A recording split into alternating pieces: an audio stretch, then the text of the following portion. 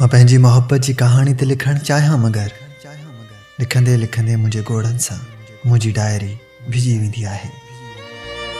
मां मोहब्बत जी कहाणी ते लिखण चाहियां मगर हुन कहाणीअ में कुछ अहिड़ा माण्हू आहिनि जिन खे मूं पंहिंजो समझो हो, ख़ुदा जी आजन जी इबादत कई हुई।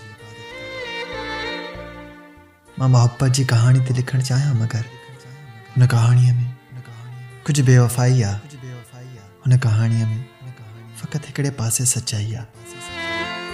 हुन कहाणीअ में विछोड़े जो अज़ाब आहे। हुन कहाणीअ में अधूरी मोहब्बत जी किताब आहे।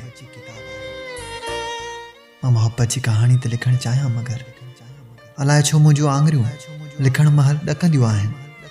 हुनखे बेवफ़ा लिखण खां लहराईंदियूं आहिनि। मां हुन सां बेइंतहा मोहब्बत कई हुई, पर हुनखे अॼु ताईं अहसास न आहे।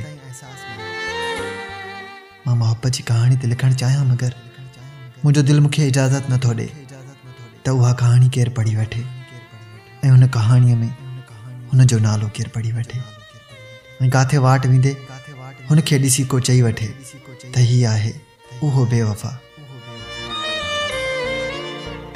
मां मोहब्बत जी कहाणी ते लिखण चाहियां मगर मां नथो चाहियां त उहो बाक़ी ज़िंदगी बेवफ़ा सॾराए।